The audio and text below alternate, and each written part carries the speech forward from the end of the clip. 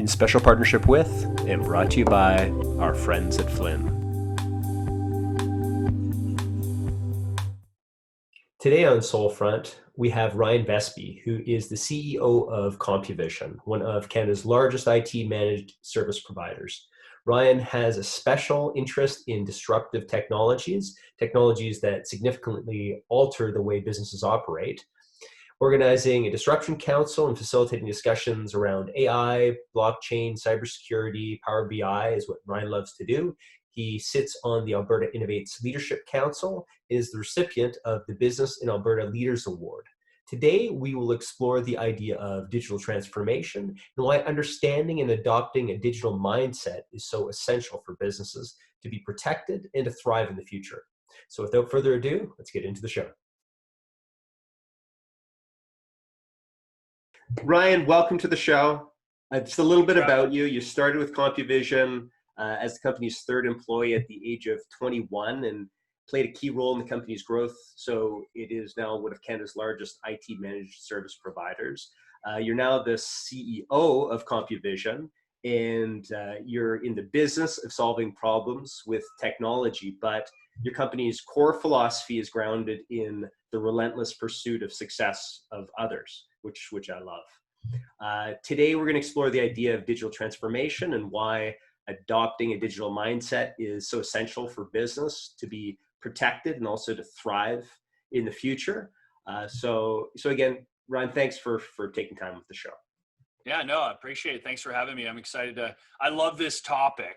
So anytime I get a chance to banter back and forth with someone, I'm all in. So we're here. Well, hey, I just want to start it off, and I wanted to ask you, what is your idea of what digital transformation means? Yeah, it's a great question. And I think this is one of the tricky things that we see in society today. There's so many descriptors floating around: disruption, emerging technologies, digital transformation, digitization. And I think what happens is it starts to just cloud everyone's idea of what it is. And it's really hard to see the signal through the light, through the noise, with all this noise that's happening. So in my simple terms, I look at digitization or digital transformation as taking something that is non-digital today, and that might be a product, that might be a service, that might be a process to deliver a service, and turn it to zeros and ones. Simply that. Something that was non-digital today and making it digital for tomorrow. And that to me is digital transformation. And it doesn't matter how big or small. And I think where people get caught up is they get caught up on the size. Well, we've got to digitally transform our entire business, our entire ecosystem to check the box of success. And it's just not accurate. I think you can do small little micro changes, and what happens is that's almost like a snowball effect where you gain the advantages of changing something to a digital mindset, and then you just want to do more and more and more, and that's how you really start to see the business change and evolve. Yeah, we were talking about one of the founders of Singularity University and this digital mindset, Robert Diamandis. And Peter Diamandis. Oh, Peter Diamandis. And he was talking about digitization in his book, Bold. And he says there's 6 Ds to exponential organizations: digitize, deceptive, disruptive, demonetization, dematerialize, and democratize, I think. And can you talk a little bit about these 6 Ds? Yeah, sorry, I didn't mean to cut you off. No. Absolutely. Let me just state this. Literally, when I read this book, and I had an opportunity to spend 10 days at Singularity kind of 2 or 3 years ago, and it was just overwhelming. It was so overwhelming. There was so much happening. It was 10 days in the future, basically. I was living in the future for 10 days. And it's just hard to compute from a brain perspective to try to kind of organize and catalog. How do I take this back to my own business and our own customers and make these changes? Very, very difficult. But when I learned and I read Bold, and when I learned about the 6 Ds of exponential, which is his framework, everything clicked. Like that was a life-changing moment for me. And it's amazing when we talk about this in our own business. And we literally have the 6 Ds in large print format in our boardroom. So you can imagine if you've never been to our company and you're coming for a tour or you're coming to meet somebody and you see this and you're like, the first question is like, what is this? Tell me what this means. And so why it changed my life is it just simplified and it just crystallized the understanding of what digital transformation is and you know, the word disruption and all of these kind of descriptors in one simple kind of laid out format. And so really it's essentially a succinct order roadmap that he's put into place. And so, as I said to you earlier, the first D is probably the most important D, is turning things to zeros and ones. So the first D is digitization. How do I take something that was non-digital yesterday and make it digital today? And I mean, that's the start of it. All the hard work happens after. But think about music. Before the iPod, before Amazon or Spotify or all this, you know, we're old enough to remember that we used to have tape players and CDs and, you know, 8-tracks if you're even that old. And that was in a non-digital format. So you couldn't easily replicate it. You couldn't easily share it. You know, I remember the tape players back in the day, and I would have it set up beside the radio, and your favorite song came on. You're like, oh, you tape it. Okay, you got to do it. You want to cut off the DJ, but you only got half of it, and you made mixtapes that way in a non-digital format. But when that all changed is when they took that song and turned it to zeros and ones, and they digitized what that looks like. And as soon as you do that, it goes on this exponential journey through all of these 6 Ds. And really that is the framework of everything. And it doesn't matter if I take music and then put in taxis or ride sharing or room sharing, like everything that we know today, from Ubers and Airbnbs and Skip the Dishes and Spotify, they all went on this journey. And so when that happened, that to me was like so clear in my mind. And now, you know, everywhere I go, all I think about, maybe to a detriment, is like, how can I turn this to zeros and ones? Well, it's funny. Like, so you've got the 6 Ds on the wall and you have this mindset, but you know, what's the difference between that digital mindset and you'd have probably onboarding customers where they don't have that digital mindset, or you just see it out in the world? What's the difference you see between, you know, the one versus the other? Well, I think a lot of it comes down to people resist technology with fear. Mm-hmm. I hear this all the time, like, oh, like our job, like what about our jobs? And I would say in our ecosystem of our own organization, our culture, one of the hurdles I needed to get over is like, how do I, if I believe it, big deal, I believe it, I think it's the right move, and this is where I'm going to take the organization. I need to get everybody, you know, on the team all rowing in the right direction. And the only way I can do that is to create a safe environment where they realize I'm not doing this necessarily to eliminate their jobs. What I'm doing is to secure our future. And as we grow, I don't want the limiter to be human beings. I don't want it where now I just have to keep hiring more and more people to do what they do. And so we talk a lot about this, where if you think about a job description, I don't care what you do, everyone typically has a job description. It might be written down, it might be folklore, but hey, I hired you to do this, and this is what I want you to do, and we're going to pay you this. I use the kind of 80-20 rule. I would arguably say what we hired you for and why you're passionate about it or what you're really good at is probably the 20%. And then there's a whole bunch of stuff underneath that job description, the 80%, there's like, it's just filler. It's things you need to do that you don't love doing, but you have to do it for the job. And so the way I think I created a safe working environment and shifted this resisting technology with fear and moving it to an embracing with an excitement was we got them to think of saying, well, what if I could take that 80% that you don't like doing? You just don't like doing it. And I can invert it and maybe I digitize that. And now I create a whole bunch of capacity in your day to do actually what you love doing, what you're good at, what you're experienced at, what you're passionate about. But I can't get you there if you are just bogged down by the 80% of the things you don't want to do. And so that was a real big change in our business to go, they're like 100%, if you could take that away, and I can focus on this, then I'm all for it. So then now everybody gets in this mindset of going, I would actually like to digitize this or digitize this. Like they're starting to think differently, but they can think differently with a safe mindset going, the whole play of this is not to get rid of me. It's actually to hire less of me in the future. And that's the whole goal is like, I have smart people. We have 20 job openings. I want to hire more people, but I want to hire for every individual. I want to be able to have a level of digital layer to help them to turn them into 10 people by only having one. Does that make sense? Yeah. So, I think that what you're saying also is that you're inverting it. So their passion becomes hopefully 80%, and what they love to do becomes 80%, and that 20% of monotony is stuck at a lower percentage. If you look at you've actually described the economy of the future in different ways. You've said like data is the new oil. Every organization needs to be a technology company. Solutions come from outsiders. It's a freelance marketplace.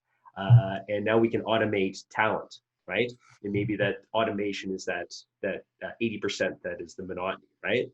Yeah.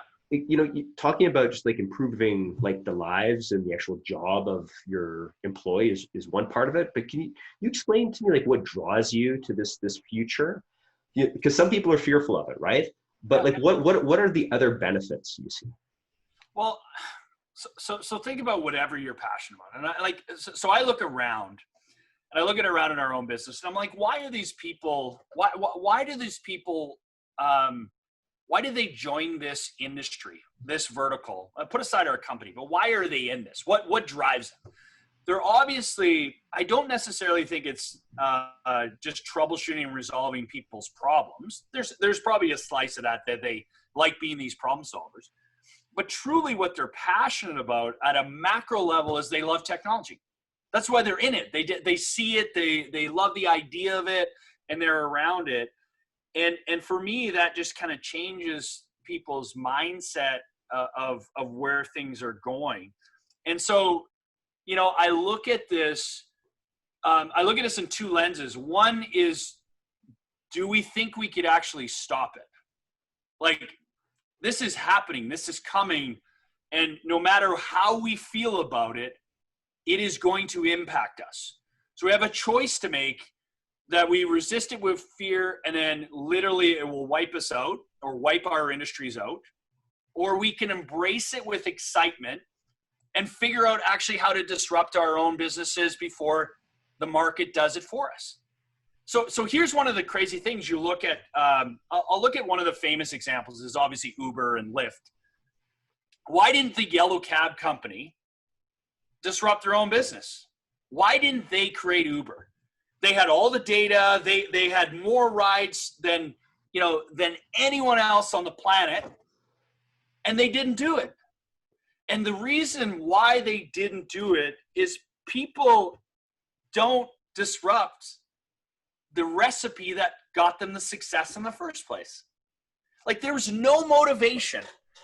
There's no motivation for them to go, you know what, things are great and we're killing it and we're making great margin. We should disrupt this and cannibalize our own business model. And the crazy thing is why they don't see it. And this is actually a quote from a book called Exponential Organization by a fellow Canadian, Salim Ismail. And he says, beware of the experts. History has shown us that the best inventions and the best ideas very rarely come from the experts, yellow cab. They almost always come from the outsiders, Uber, Lyft. Those guys they're not taxi ride sharing experts, but what they realized, and they might not equate it back to the 6 Ds or the first D, is they basically realized that here's a stagnant industry that doesn't get great reviews. We need it, and it's a customer service issue. But what if we could digitize how we access rides? So they didn't digitize the car, not yet. That's coming. They digitized how we access a ride. So in the old world, we would pick the phone up, we'd stand on the curb, we would try to, flag it down. It was a non-digital way to get a ride. They just turned it to zeros and ones and used the platform, and everything changed. And so I'm hyper aware of that every industry is going to be disrupted by digitization and technology. It just hasn't happened yet. And they're not in the crosshairs. It's all the low-hanging fruit with the big returns that are first. But let's not kid ourselves. It doesn't matter. Even the unsexy industries like insurance or accounting or law firms, they are all ripe for digitization. And I almost guarantee none of the big players that are like who you would call the leaders in those industries will be the ones to disrupt their own industry, because why would they upset the recipe that they've been successful at and growing in their own right? Yeah, it's funny because, like you're saying, innovation is really about making something better, right? And then disruption is about making something, I guess, obsolete. Yes. And it's probably better to be excited about innovation rather than fearful of disruption, because either way, like, the transformation is going to come. But like, what do you think? Like, do you think there's a stronger argument for change in terms of excitement for innovation, or is there a stronger argument for the fear of disruption? So I think innovation has been around a long time. So if we go by that definition of making something better, I mean, this has been around forever. It's like Henry Ford, like everybody's like, how do we just make the assembly line better? How do we make whatever we do better? And so, R&D departments are literally just innovation. Like, it's just, they're trying to make relevant things better. So I think what happens is that exists today. People get excited about it and make it incrementally better. Mm-hmm. But they arguably don't take it far enough, because it's scary to take it far enough, where if they're going to invest in something that will make their current business obsolete, like, sit around a boardroom or sit around a board of directors and say, we're going to do everything we can to put this business out of business, so we're relevant for the future. And actually, we don't know if it's going to be really hard, and our probability of success is super low. Like, I don't know anybody that would vote for that. Like, they just wouldn't.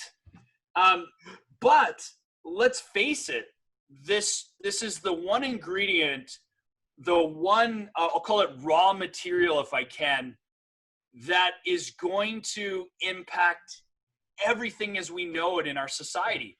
And that's technology, or zeros and ones, however you want to look at it.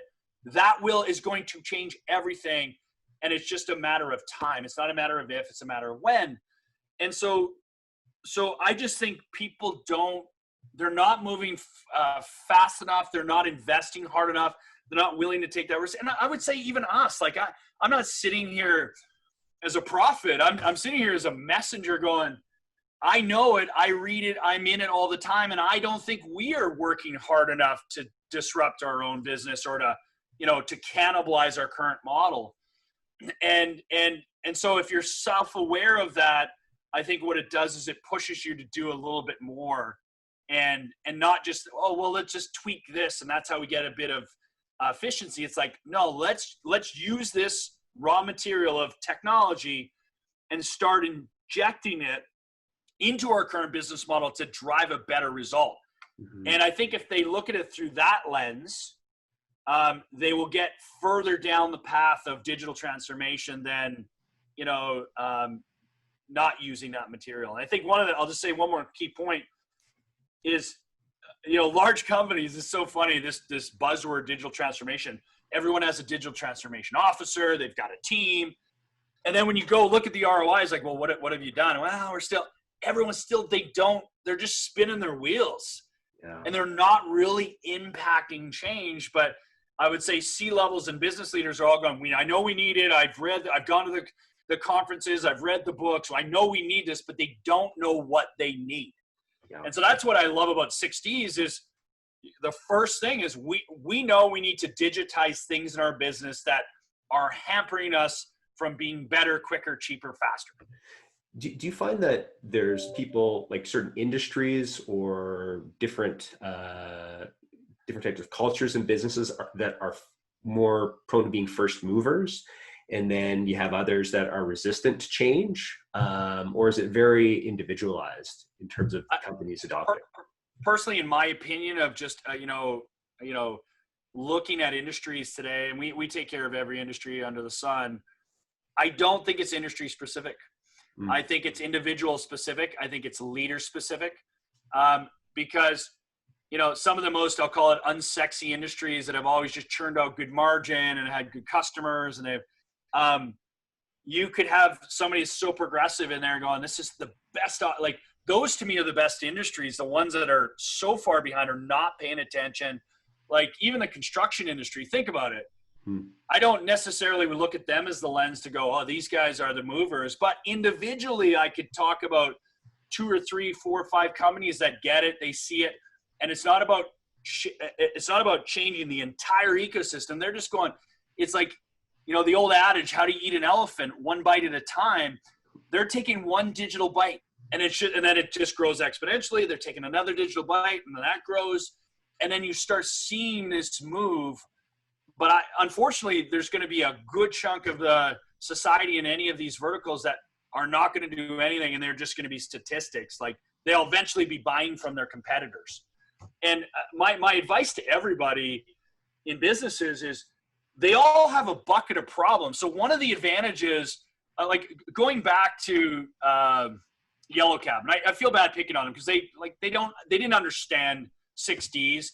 Blockbuster didn't understand the 6Ds back in the day, and that was really the key thing is they didn't understand that. Oh, we should turn these movies and these TV shows that we rent out in a non-digital format every Friday. How do we turn them to zeros and ones so everyone can access them online? Like their brains. They had 2 chances to buy Netflix. Correct, and they just said, "Oh, this is crazy. They're not even on our radar. No way."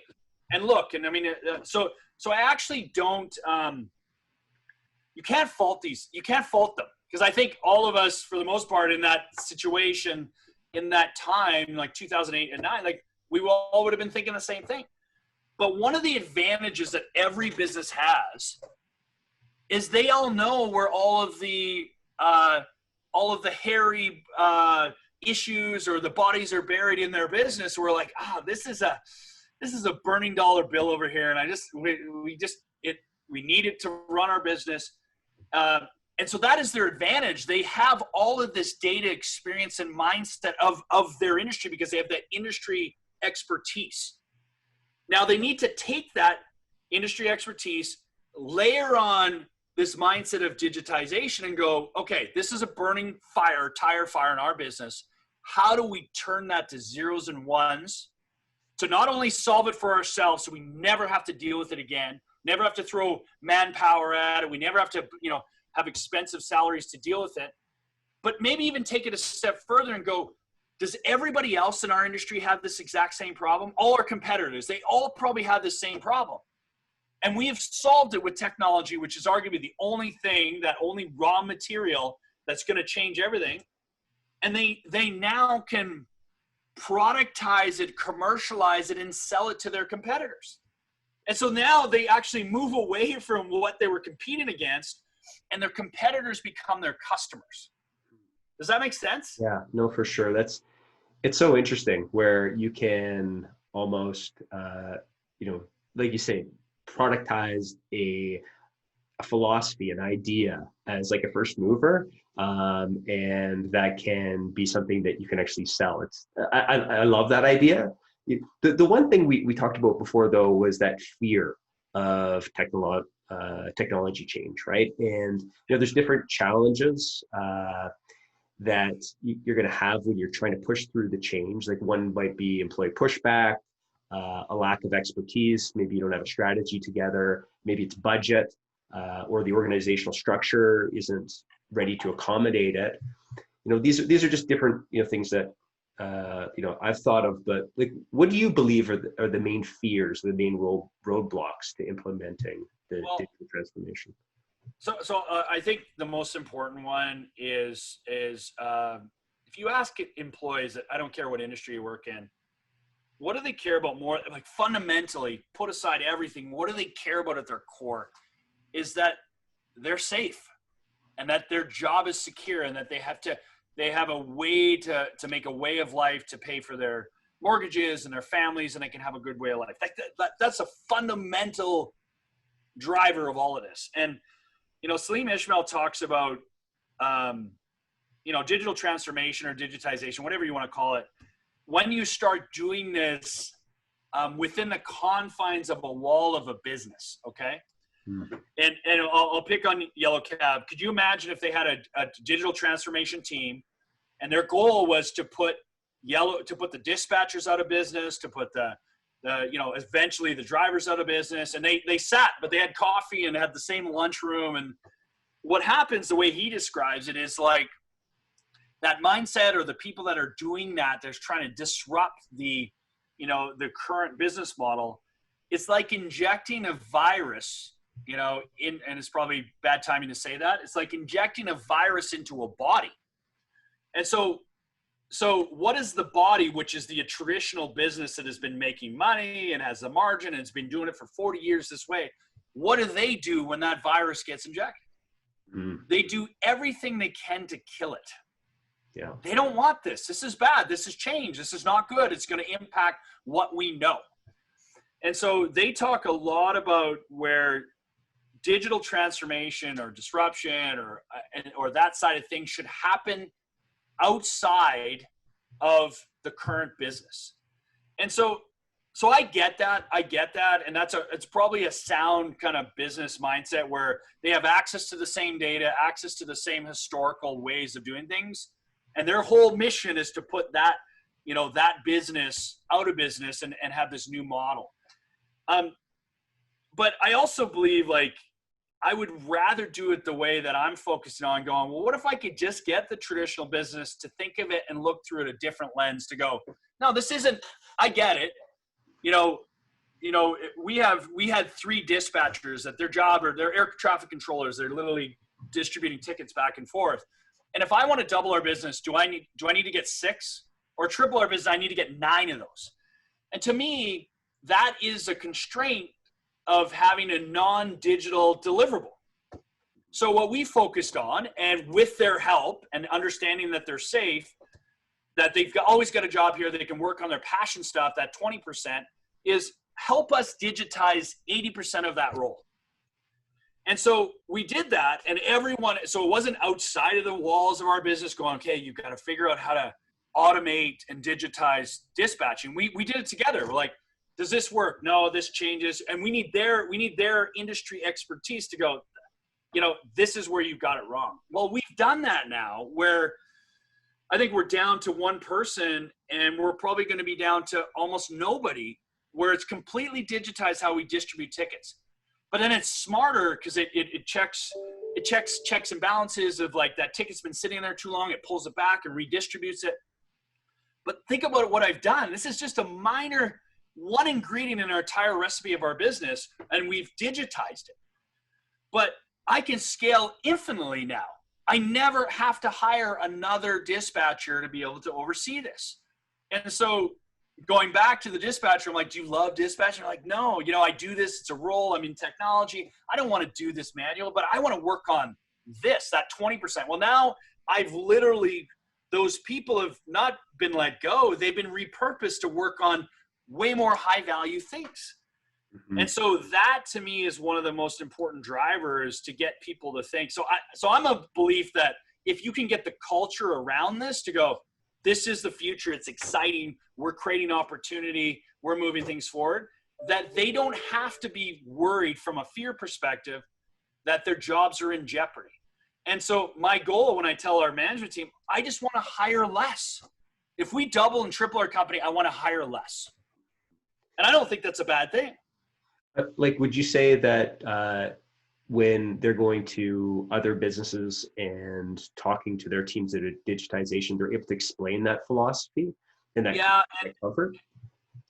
Yes, and in all fairness, I don't like it, that's a lot to put on our people, like our technicians or the strategic advisors. I mean, I think our dialogue and our narrative is getting a lot more aligned, but this is more of a conversation from CEO to CEO, president to president, owner to owner, to explain what that looks like and to say, hey, you can shift your culture to be excited about it. And I don't necessarily think everyone gets it, and I don't know if they actually want to. Because if life is good, if you would have asked, Yellow Cab before Uber hit, how's your margins? Are you happy with the returns? Do you love your business? I mean, think about it. Up to whatever, a couple of years ago, people were still buying taxi licenses for like $300,000. Mm-hmm. Like, so the value existed. People thought, this is a good business. I'm going to buy a couple licenses. I'm going to get some drivers and cars. We're going to make a great living. And so, like, think about that. Yeah. Like, and this is even when Uber existed, but it would have been in the deceptive stage where it hadn't totally disrupted, the market where it's at, because it wasn't good enough yet. And we know once you've turned it to zeros and ones, it will go to this, they call it this trough of disillusionment, where traditional industries look over, and this is what Blockbuster did. They look over and they see Netflix and they're in the deceptive stage and they're mailing DVDs. And they're thinking, what? This is ridiculous. No one's going to do this. But if you go back and you read the business plan that Reed Hastings had for Netflix, that was a stepping stone. That was just an interim solution until internet connections were strong enough to stream it. Like, they knew that, but Blockbuster didn't. They just looked over and said, no one's gonna buy a digital newspaper if it takes 4 hours to download. But they didn't understand Moore's law and computation power and how fast technology is it doubles every 12 to 18 months, the computation power, which now affords us to stream 4K to our houses. So that is the big deal, Yeah, no, for sure. How about with like a business? What are questions that like a business would want to ask itself before it starts moving towards digitization? Like, what should they be thinking actively before kind of jumping in? Because like, I'm assuming that would also be a part of the process, is just trying to lay the land. Like, there's probably some businesses, it might be the size of the business, small, medium, large, or it just might be the stage of the business or different factors. But it's a great question. And this is an easy thing to do. And you do not need to be a digital expert. You don't need to be any of those things. What you need to do, in my opinion, is everyone has problems in their business today that they wish they could tweak or change and exist. And it probably comes up in management meetings and shareholders meetings going, this is all still a problem, this part of our business. I think businesses need to catalog and stack rank their problems, and not look at their problems as a detriment to their business, but as an opportunity to digitize them. And so the first thing is just get that list, stack rank it of what would be the most important one, and maybe even the most low-hanging, simple thing that we could do. And look at it that way. And I sit on the Business Council of Alberta, and I talk about this as well, where we try to have influence into the provincial and municipal and federal governments. It's like, we're sitting on a gold mine of problems. Like, that's the way I look at it. We're sitting, like, this province is sitting on a gold mine of problems, from AHS to education to all of this. But where we fail to see it is if we just try to solve those problems with only non-digital raw materials, we're never going to get out of it. And so if we stack rank those problems and say, hey, these are great opportunities that we can turn to zeros and ones, how do we do that? Let's figure out, that's the only way we're going to solve these, is using technology. Let's do that. And potentially, if we solve our own problems, we also can be, a deliverable of commercializing, productizing, and selling these to other jurisdictions around the world. And so that would be the first thing I'd tell any business. I don't care what you're in. You have a list of problems. You know them. They all know them. Stack rank them. put them on the list and go, which one should we tackle? Even if it's the smallest one, just an incremental change of how do we turn that to zeros and ones? And that might be as simple as right now we're looking at all of our financials on an Excel spreadsheet or a printout or whatever. And a simple, how do we put that on a digital dashboard? How do we start using data analytics now to put it on a Microsoft Power BI dashboard or a Tableau dashboard where now our data has been digitized in a format for us to look at it? That's a great first step. And then you slowly kind of move forward with that. And it will become addicting because you'll want to get rid of these problems, because once you turn them to zeros and ones, they're never going back to the way they were. Do you ever have that interaction where you're speaking to the CEO or the leadership team, and they take the ideas and then they pass it on to an IT department to implement? And like I could see that happening. I just want to know if you've experienced that or how successful it was. Well,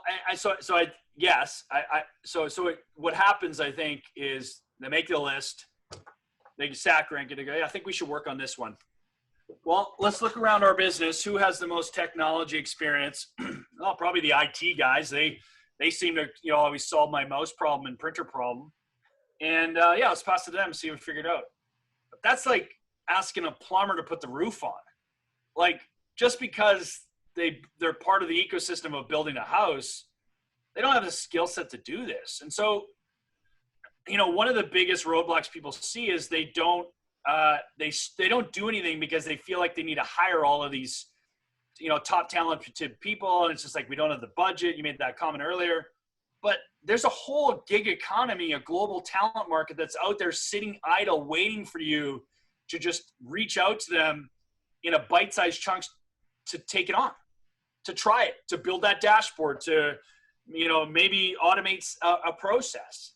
And so you don't need to hire that internally, get them all set up and going. You can literally, I'll call it, shoot bullets before cannons by leveraging the gig economy that you can turn on and turn off purely based on consumption.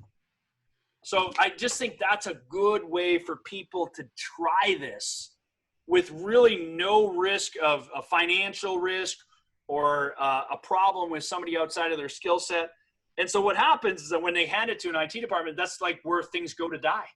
Because if I don't have the skill set to do it, I'm just like, okay, yeah, we'll take it on. We'll put it on the list. I'm busy working on this backup. We all inherently default to what we are good at and what we know. And that isn't the dumping ground for any of this. Personally, it's just not. No. I saw this right. I saw this humorous online multiple choice question, and it was basically this: like, who led the digital transformation of your company? And A was your CEO, B was your CTO, your Chief Technology Officer, and then C was COVID-19.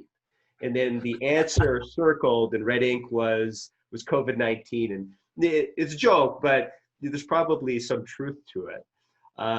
Like, where do you see the driving force behind digital transformation coming from? And where do you think it needs to come from? Well, that's hilarious. Thank you for sharing that. It's hilarious because I'm like, talk about the biggest impact globally to push people to a digital format. Like, look at us. We're on this call right now. Zoom has digitized how we interact. You could take Zoom on the same 60s of exponential. It was in the deceptive stage, I would say, arguably before COVID. Yeah. It kind of worked. It was there and people used it, and it was necessarily evil, but we still got on planes. You and I would get to a coffee shop, and here it is. And now it's literally changed it where it's hit the disruptive stage where it's like, this is normalized now. Like, it's not going away. It will never go away. And we might not do it all the time like this, but it's never going away. And so I think COVID alone is one of the biggest disruptors of this whole thing, where it forced businesses to adapt and squeeze and stress their AQ, their adaptability quotient, to have to shift and change. To now I have to deliver in a digital format. If not, I'm dead. And they had no choice. It was this virus. It wasn't because I see this all the time when we give tours. It's hilarious because we talk about this, and you can tell I'm passionate about it and excited about it. And everyone is excited about it when they leave. But how many of those people start to implement the next day? Almost none of them. Very rare that I see it, because they're like, I know this is the future. I get it. They're smart enough to understand that, but is it right now? How do you get that buy-in? And it's just like, it's one of those things to get that buy. It's hard to get that buy-in. But COVID has forced that. Yeah. So the one thing Airbnb, I don't know if you know what Airbnb is doing. Like, think about it. They're not renting any, rooms out. They've literally shifted their platform, this digital platform, to connect supply and demand into, if you want a digital cooking class, you want a digital sewing class, so basically all of these teaching elements to connect the world, where it's not, I'm not renting a room in Spain anymore. It's like, but I have an amazing chef in Spain that's willing to, use the platform to show you how to, make the best, Spain dish. And so they've had to do that. And I see other traditional industries that just are literally like deer in headlights. They don't know, they don't understand it. So they're just like, it's just good. There'll be a statistic, unfortunately. Like, just kind of to wrap up, Ryan, like what would be your message to leaders to have this successful digital transformation? Like, what would be, some ingredients that would make sense? First off, accept the fact it is not going away. And people are smart. Like, almost every business leader I talk to, they're intelligent. They get out of control influences that are happening in our world. Like, it's like, this isn't a surprise. Like, everyone I talk to is like, what? Technology? Is that impacting us? Like, no one's there. They all get it. But where the disconnect is, they just don't know how. What do I do next? And that's the biggest problem. And so what I suggest first off is accept the fact that it's not going away. This is happening. Our world is going to change. Technology is going to impact everything as we know it. Let's just accept that. And instead of being begrudging by it, like, how do we get on that wave? How do we be a part of it? How do we become the disruptors of our own success? Mm-hmm. And that would be, that's the first thing I tell most leaders is like, this is it. This is happening. Let's get on it. You will not be able to hide and have this pass over you. It's a wave that everyone's going to be impacted by. And then number two is really look at the one advantage you have over the outsiders that we talked about is you have all this industry knowledge. You know where all the bodies are buried in your industry. You know where the burning tire fires are. And I would say outsiders that are trying to disrupt, say, an industry don't know that. They're trying to play on, they might be a customer that knows, hey, you know what? The whole experience of renting a DVD from a store, or that's friction. They would know where the friction points are. But you intimately know the back end of your industry. So I wouldn't look at that as a detriment. I was looking at that as an advantage, and then try to say, how do I take technology and solve those problems? So that would be number two. And then number three is realize that you don't, in a traditional way that you've always done things. And think about it. If you're opening up a new department or you're launching a new product, in a non-digital world, how did we do that? We would go put job ads to hire people and expertise, and then we'd have to get them all set up and in our business, and it would take a while for them to kind of get that product launched. There was no better time in history to try different things because you have access to talent around the world right now. Like, you can hire a data scientist right now for an hour. Which is amazing. For a fraction of the cost. And so think about what those platforms have done, like Upworks and Topall. They've digitized how we access talent, the same way as Uber digitized how we access a ride. And so having the ability to be able to access anything, the brain power around the world at our fingertips for a fraction of the cost, and it's only on a consumption-based model where I don't have to buy a salary for a year and hopefully this takes off. You can shoot a hell of a lot of bullets before you ever have to shoot a cannon. And so I would encourage people to use the gig economy. the global talent market, whatever you want to call it, upwork.com, topall.com. I could give you 20 different ones and just test. And you might have failures. I almost guarantee you're going to find somebody who didn't get it right. So, but just don't give up, because that industry is in the deceptive stage right now as well, where it's not perfect. Mm-hmm. So if I need a data scientist, I might have to go through a few to find the right ones. But mark my word, we know what the third D is on the 6 Ds of exponential. It's disruption, mm-hmm. and that's coming. And it's going to get so good where I'm going to say, I need a data scientist, and they're going to ask, what's it for? And the 2 best candidates in the world are going to pop up and say, either one of these ones are going to kill it for you. That's where it's going to be. And then how do you compete against that? Yeah. It's so exciting. Like, I mean, that is the beauty of it, is that we're kind of living in this deception kind of place. And, yes. We might be around for like the complete disruption. I think we probably will be. Yeah. I think so too. Of different businesses. Hey, Ryan, I just want to thank you so much for your time today. I really appreciate you taking time for the show. So great to have you on. My pleasure. It's always fun to talk about it. You got me fired up. Like, every time I talk about this stuff, it's like, I just get so damn excited, and there's just not enough time in my day. And like I said, one thing, your question people should ask everywhere they go is, how can I turn this to zeros and ones? And it doesn't need to be as bold and big as your product or service, but just something. And you're amazing what the business models that will flush out of that. So anyways, thanks for having me, Scott. I appreciate it. Yeah, no, thanks so much. Thank you for your support. Please remember to click subscribe so we can bring you more remarkable interviews with extraordinary leaders.